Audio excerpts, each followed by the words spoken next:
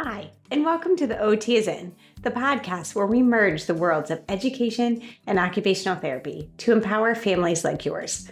I'm Sarah Collins, your host, an occupational therapist and a homeschooling parent. I've experienced occupational therapy by supporting families for over 15 years, but also through seeking out support of my own children, so I'm right here in the trenches with you. Though there is not one way to educate your child, there is a lot to consider when individualizing an education. And the goal of this podcast is to explain some of the why behind what an occupational therapist is thinking so you can apply it to your own family. Especially with my three favorite topics: executive functioning, handwriting, and sensory processing. Each episode will be packed with practical tips, expert interviews, and real-life stories aimed at helping you to create a supportive learning environment for your child. So, grab your headphones and get ready to dive in of the collision of education and occupational therapy. I'm Sarah Collins from Homeschool OT, and I'm thrilled to have you with me on this journey of discovery. You guys, everyone has a weather story, whether it's a thunderstorm that lit up the sky, a snow day that changed your plans, or the heat that makes you slow down. But why are we talking about the weather on an occupational therapy podcast? Well, because weather shapes our routines, it sparks conversations, and it even impacts how we process the world around us. In today's episode, I'm joined by Ross Forsyth from the National Weather Museum and Science Center to explore how weather connects to sensory processing, social skills, and executive functioning, and how families can use it to build curiosity, connection, and everyday learning. I'm your host, Sarah Collins, and today I'm excited to dive into this unexpected but meaningful topic. Together, we'll uncover how something as simple as the weather can spark learning, connection, and even new opportunities for families. So grab your headphones and let's dig in.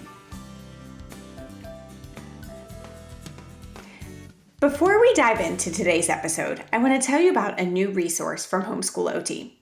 If you homeschool, you've probably heard the question, but how do you socialize your children? Now, this may automatically put you on the defense, but in reality, most people asking are trying to understand our community. As I've learned from studying debate with my kids during our homeschool, one of the best ways to have a discussion is to be sure that we have the same definitions. And the truth is, social skills are about more than just being around other kids. They rely on executive functioning too. Skills like planning and self-regulation and flexible thinking directly shape how kids take turns, read social cues, and build friendships. And as with any skill set, like for example, motor skills or cognitive skills, some children develop more naturally than others. And that's why I created a free guide just for you, Social Skills and Executive Functioning, an OT Perspective. It defines the executive functioning skills and their relationship to socialization or social skills. And it gives some tools that you can use to support your children.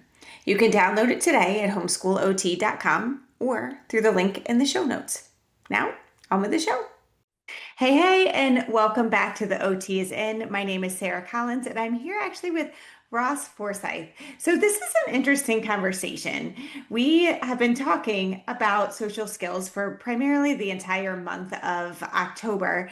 And as I was thinking about social skills, Ross and I were talking about the number of times that people just mention weather, specifically on, I'm getting up in the morning. This morning, even I went for a walk and I'm going around my neighborhood and people are like, look at the sun and wow, nice day outside today. So it became a perfect time for Ross and I to really discuss the weather.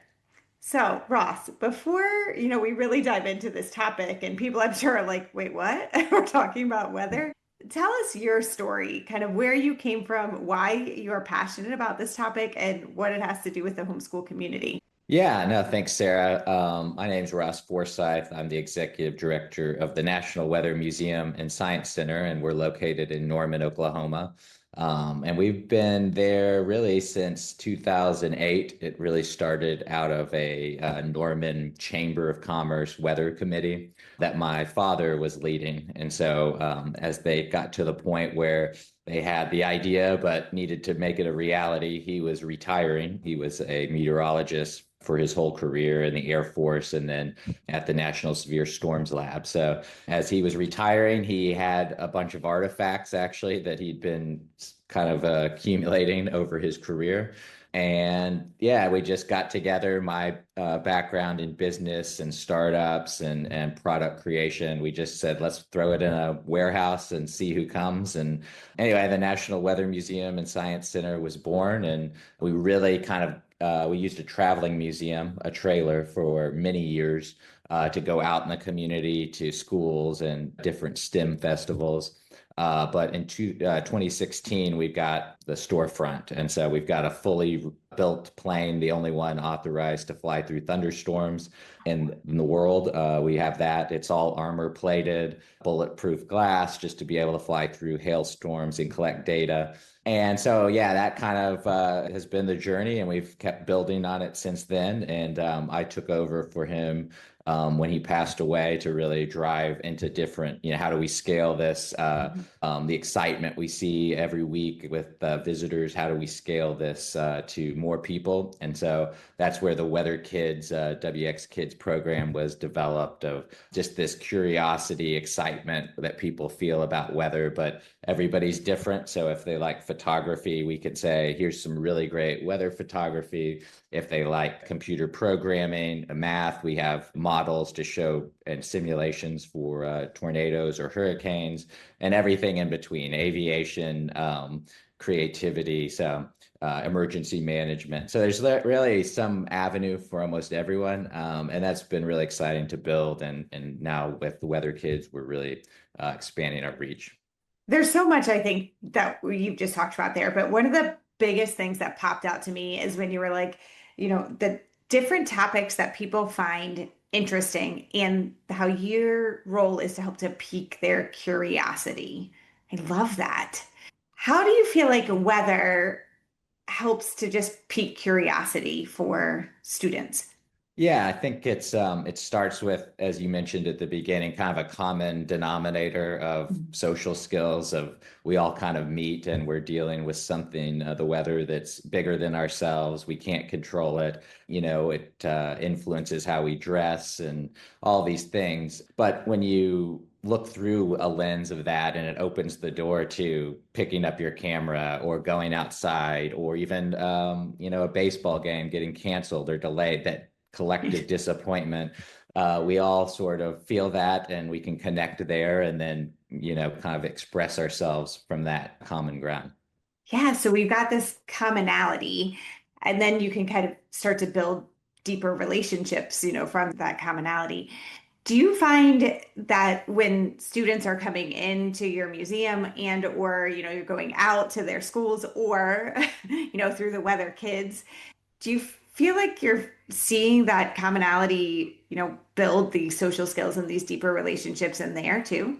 Yeah, I'd say, we've had students come in and interacted with students that they get excited to explain, Yeah. whether they were in a storm or a tornado or, it snowed on Christmas. And so there's this like natural excitement that, you want to share sort of something very personal to yourself. And, the language is common and Yeah. you kind of understand. I think it's inherent that I know someone will understand this because of they share in it, even Yeah, though it's it's like a kind of lived experience that others, yeah, exactly. that others around you are going to share. And so that kind of breaks the ice or, Mhm. is a really good on ramp to expressing yourself and explaining a personal journey. And I think it's very easy just to get back to the social of kind of the ping pong as people are learning to converse. It's, Mhm. well, it felt cold too, or I wore a jacket. And it's very easy to grab those phrases, especially for Yeah. early kids. And then their usually their sweater has something on it, so it leads into another interest and kind of blossoms from there. That's so beautiful. Now, as kids get older, I also love how you mentioned like there's, the meteorology science side, there's the photography here. You've got airplanes that are going in, so we've got aviation, like so many other parts of academics or just parts of interest, right? That are can also be commonality, but could also be, oh, this is why I'm interested in weather, or, it's different from you, but we still have the same base interest. Can you tell me some of the other avenues that you're, helping kids to explore? Yeah, so music is one. The one I talk about a lot is Garth Brooks' Thunder Rolls, and that, hit that, is very, but it's hard to not find a song that doesn't have some paintbrush of weather in it to sort of set the scene. And so I think, certainly music, even weather broadcasting. So, Yeah. day to day, but even Wizard of Oz, the tornado scene. I just saw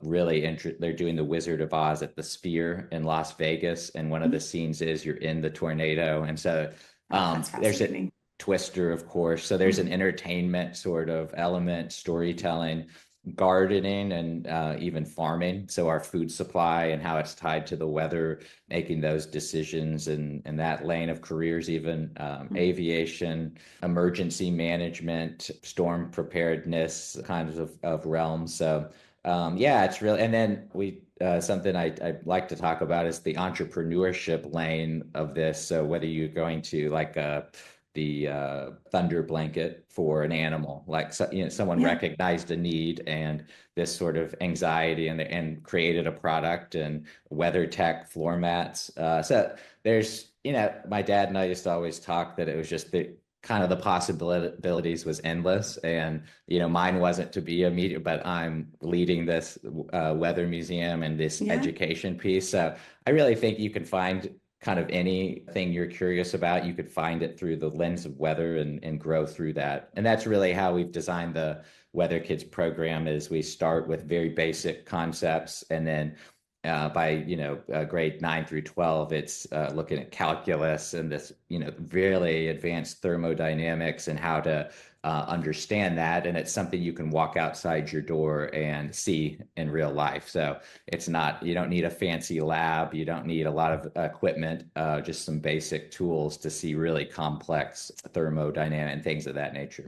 I love that because there's having teenagers myself, especially now a senior in high school, and the amount of times that she's talking about advanced math and whatever, and she's like, I have no idea why I'm learning this.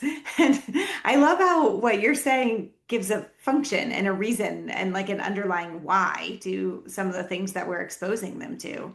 Yeah, no, exactly. It's you can really take advanced math or some of these theoretical things and put your hand on them or feel them, Yeah. the pressure change across even health. There's a lot of people that feel the weather literally with in their joints or in their sinuses is Yeah. pressure, low pressure, and so it's a very felt experience, and it's helps to kind of ease people into these concepts and then root them there. And then as they go on to explore even like theoretical math, you have some starting point of where you got into this journey. Fascinating. From an OT lens, the sensory piece. I mean, you said, this is kind of a felt experience. We often talk about, how our bodies feel like, even the cold, the hot, this is one of the beginning ways that we start to teach our kids about interoception, which is understanding internally what's going on inside of our bodies. But oftentimes we have to be able to like look and see like, oh my gosh, I put my hand in something, my hand is wet, my hand is cold, be able to build some of these adjectives. And I love the way, weather would be doing that. So many different ways, even thinking about what we're going to wear, how our body is reacting. Like I can see my chill bumps on my arms, all of these different things that we're able to notice about our bodies.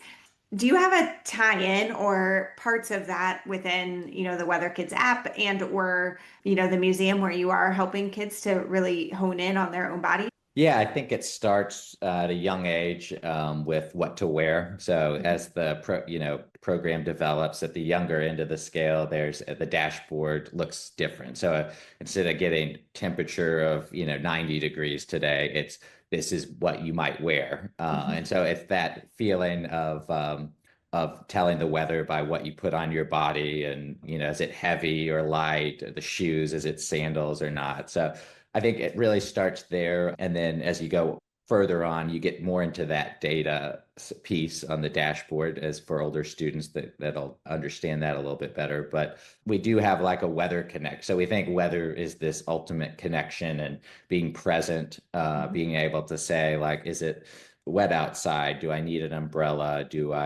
How's this, how am I feeling today? There's some complexity of rain making you feel tired or Yeah. that kind of feeling that wanting to take a nap. And so anyway, we start with that as kind of the connected piece of self-reflection, but also describing, and learning with a parent. So I think that that's an important piece is that it is a shared experience and that it's very easy to share your day and that way. So we use emojis for the younger scale of like, it was sunny, I felt hot, I did Yeah. this today, I painted, and kind of that, or I want to. Even it can be forward looking, and then the parent describing their day as well, and so it starts a conversation there, and we hope that kind of is a self reflection of how they felt, but also even sort of social reading other people of Yeah. like, did they have a good day? Were they hot? What did you do when you got hot? So yeah, I think it's one of the most valuable pieces is fostering that connection and being able to articulate it and sort of read it in real time in a sense. We're going to pause for 1 second so I can tell you about our sponsor for the month of October. Now, we have used CTC Math in our homeschool for 4 years now, and it continues to be one of the highlights of our school day. My kids actually look forward to the lessons, especially when they get to echo, "That's all for the lesson. Good luck with your questions." Guys, I can't do it, but they do it in their best Australian voices. But what I love most is how CTC Math adapts to each child. For example, my youngest flew through addition. He just got it. So we were able to speed things up and keep his momentum going. But when we hit subtraction with borrowing, we needed a little extra time. And with CTC Math, it was simple to slow the pace down, give him the practice he needed, and build his confidence before moving forward again. That's what makes CTC Math so unique. You can move at exactly the right pace for your child. Fast when they're ready, steady when they need it, and if you've been thinking about a math program that works with your child instead of against them, October is the perfect time to check out ctcmath.com. And while we are spotlighting CTC Math this month, don't forget our brand new Executive Functioning for Teens course is also open. It's all about helping teens strengthen the 11 brain-based skills that they need to manage their day and succeed in what matters the most to them. You can learn more about that at homeschoolot.com. Now, back to the show. Welcome back, everyone. So we are here and talking uniquely about weather. And honestly, it's expanding my mind where I think so many times I'm like, yeah, whatever, the weather, or I get even frustrated when I'm just stuck at this like surface level conversation. But since we've been talking about this, I'm recognizing like how important that is and how it opens our eyes to so many different opportunities throughout our day. So can Ross just give us a little bit more? How do you specifically build this into your day now, like within your own family conversation? Yeah, it starts with being present, that, hey, it's a beautiful day. And, I say that on almost every day, but, Yeah. I'll describe like it's sunny today, or I think this morning it's raining here, or it's going to. So the clouds are dark so it's just starts by being present, aware, Yeah. like taking those breaths, kind of labeling. It's kind of humid today. What does that feel like to you? Means my So hair gets huge. That's what that means. yeah, and the beautiful thing about the Weather Museum and how it ties back to these artifacts is actually in the 50s they would send radiosondes, which is instruments on weather balloons up. They still do it today. It's just gotten more advanced, but back then they were using they wanted to measure humidity, so they used human hair to calibrate because of that That. effect that it changes in humidity, and they could calibrate it to get some reading on how much humidity there was. So yeah, So it's cool. comes back to, a resilient spirit in the weather enterprise Yeah. is they saw that that was an effect in the real world. They wanted to measure. So let's test it out, and they could get some readings that way. And so that's a kind of a pioneering spirit, I think, underlies a lot of our artifacts have come from the military that the weather Yeah. guys got, and kind of like, well, we want to look at the weather to see what we can see. And but yeah, it's just back to being present and starting the day that way, and then even forecasting, is it going to rain later today? Do we need an umbrella? Do we need to poncho? Let's pack that. So kind of this forward-looking idea of, okay, well, we can read the sky and see what might happen. So let's plan ahead so that we're not caught, without an umbrella. It's interesting. My husband is a golf course superintendent. And so the majority of our life, especially in the summer, revolves around the weather. And you were mentioning earlier about how it's something that we just lack control in. There's not a single thing that we can control about the weather, but yet he has to react to it all day long, every day. And I can tell you that at the end of a really, really hot, humid day, actually, humidity is typically helpful, but hot day in the middle of July when the sun is beating down, my kids know like he's going to walk in and he's not going to be happy. There's a Yeah. definite reaction. Yeah, there's a certain element it plays in our life, and affects our Mhm. mood, and even in sports, you can think we ask questions, of, well, how's the golf ball going to roll on a wet Yeah. green as opposed to a dry green? How does that affect something that we have no control over, but we have to practice in it. We have to, think about it because it comes up in some of these sports. So that's, it's a tie-in to another interest that Mhm. if maybe you don't like science and math, but maybe you care if you're going to be golfing this weekend. And so understanding that effect and putting numbers to it is kind of what we like to do and teach through Yeah. the lens of the student. And another lens of occupational therapy. So we already talked a little bit about the sensory piece, but so often I'm talking about executive functioning skills, which flexibility of thought, aka problem solving, also that emotional control. So, no, we cannot control the weather. We can control our reaction to it itself. The planning, which then leads into, forward thinking, which you're talking about here. And these develop along the lifespan. But now all of a sudden I'm thinking of how many conversations that I can have with my clients and that parents can be having with their students that actually can help to develop these executive functioning skills. Let's talk a little bit more about this forward thinking, because you've mentioned that a few times in here where you're saying, I can think about, man, it might rain today. I need this umbrella. Great. That's awesome for like the today. What about some other ways that it can tie into, forward thinking throughout? Yeah, I think we see it a lot, and just kind of taking note of it, of like that, is when you look at a weather broadcast on TV, they're looking 7 days out. Yeah. When you look at climate, that's looking out for decades, centuries of how that weather has unfolded and typical patterns you see.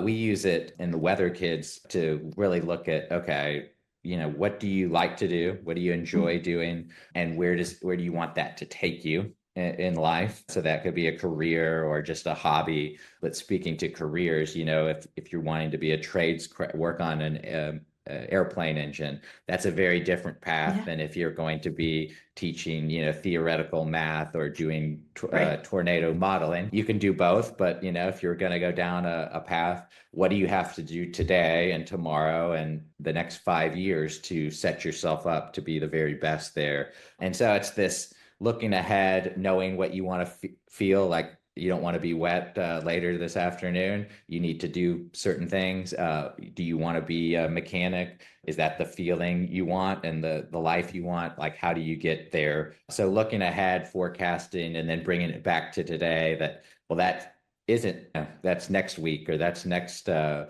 the next few years. So what do I do today to make that possible? And so we really try to guide that journey and forecast in a sense. So that's a key part of what we're trying to do. I love this so much. So we have talked kind of alluding some to the, the Weather Kids app and all that. Can you get a little bit more specific about what that is and how people can find it and get to it? And then also how they can find your other, actually, if they're going to Oklahoma, where are they headed? Yeah, so we're and in Norman we have a storefront museum. You can visit. We've got we teach all the same curriculum. We've really developed the curriculum out of what we've seen through the years, what sparked joy, how to tell this story and teach. But weatherkids.org, WX Kids, WX is an abbreviation for weather. So anyway, wxkids.org, you can sign up. All the proceeds go to fund. We're a nonprofit devoted to education and the preservation of these artifacts. We think history, you've got to know where you're going. You kind of need to know where you've been. And so this, back to the forecasting thing. So we think it's important to preserve these artifacts of Doppler radar and the weather plane and the radioson that would use the hair to show, it doesn't have to be where we've come from. It doesn't have to be complicated, but like, how do we evolve that to the latest and greatest technology to understand? And there's really just so much mystery still about weather and how tornadoes develop and forecasting hurricanes and getting it, where's it going to hit? That it's really bigger than ourselves, and so this is a place to start. The curriculum is online. You get a weekly email tied to your location. It has the lesson that you would teach, music, games in a lot of cases, and then there's a learning portal that you get access to all the lessons, all the games, the weather connection, progress. We've built it in a way that the parents are in control of everything. So you can add children underneath, but the parent gets that visibility into what games are, if they're going towards the music games or the chess. We have a weather chess game where, speaking to flexibility of that's inherent. I think in any time we think of the weather is like, how's this going to, is our concert going to get rained out or delayed? So that flexibility kind of rolling with the flow. So the front chess that we've created is an option where you might get certain rain fronts on the chessboard that the pieces can't go through, or they go through and stop. Fun. So how does that change your strategy when the queen has to get stopped halfway through? But you still want to advance. So just keeping people, it's fun, interactive, but also teaching underneath these concepts that we think are really important. I completely agree. And I love how it all ties together with this common connection, which so many times in the homeschool world, we talk about this connection over curriculum, or connection is more important than, our grades and our checklists of getting everything done. And the way that you have been able to tie everything together within conversation, within the family unit, it's just a beautiful and wonderful thing. So thank you so much for being here, for sharing this with us, and for giving parents another option to look at, use their everyday surroundings, and also have a really great resource as well. No, thank you for having me, Sarah. It's been great.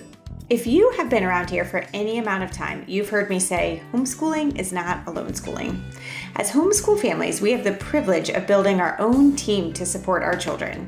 That's why I'm excited to share Pacific Preparatory. They partner with homeschool families to provide customized support that fits right into your plans. All of their teaching is live, one-on-one, and completely virtual, so your child can learn right from home on a schedule that works for you. Lessons are interest-driven and child-led, designed around each student's strengths, goals, and challenges. Some families use Pacific Preparatory for accredited courses, while others choose flexible, pay-as-you-go support for enrichment, tricky subjects, or when a child just needs that little extra boost for their unique learning style.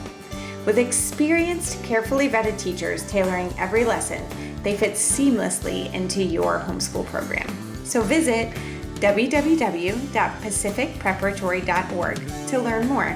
And remember, you are not in this alone. There's a team ready to help your child, and in specifically, the OT is always in. Thanks for being here.